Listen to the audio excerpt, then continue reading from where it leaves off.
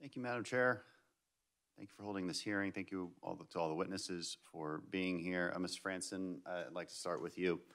You pointed to China as a leader in renewable energy investment. They've also asked that we help fund their transition to green energy. My question is, should we do that? Thank you.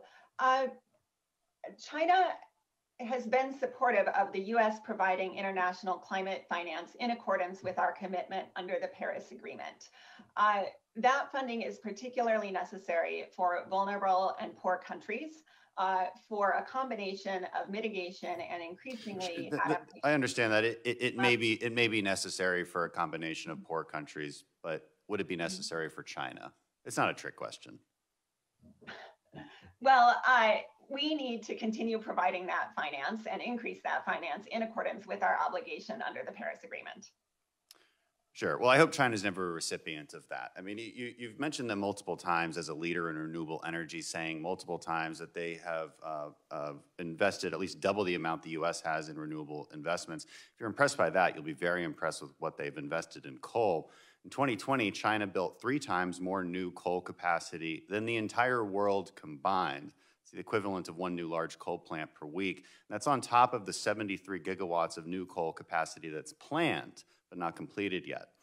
So they're not going to COP26, and they should not be hailed as some leader in climate policy. Ms. Franson, change of the subject. You mentioned in your testimony that the United States needs to drastically reduce the rate of deforestation. Really no disagreement there. I'm not so sure that we have a high rate of deforestation. You didn't cite where you got that number, but that's not important. I think we all want net more trees, so let's agree on that. But what we might not agree on is who we should be hailing as leaders throughout the world. Many of the countries you mention as leaders in the climate space, they burn trees for electricity in order to meet their climate goals. The EU uses biofuels for 45% of its quote-unquote renewable mix. Do you think the United States should follow suit? Do you think we should be speaking out against these countries that use wood burning as a way to make their renewable energy mix sound better? Yeah, thank you for raising that. There are certainly problematic uses of biofuels throughout the world. Not all biofuels are sustainable, and not all forms of biofuels can be a robust part of our climate change solution. And that's why we need to be investing in other forms of clean renewable energy like wind and solar. We also need to bear in mind that biofuel production can come into competition with conserving forests for carbon sequestration and biodiversity. And that's the form of biofuels that we need to avoid. So absolutely, we should call that out. I'm glad to hear that. I would also note that CO2 emissions for wood burning are 2.5 times higher than natural gas. We should not be clapping our hands for our European partners that like to burn biofuels instead of just going to clean natural gas that's produced in the U.S. I would also note that natural gas produced by the United States is 41% less emissions on a life cycle basis than gas produced in Russia. And yet our administration plus the Europeans are doing everything they can to rely on Russian natural gas instead. I find that to be very frustrating.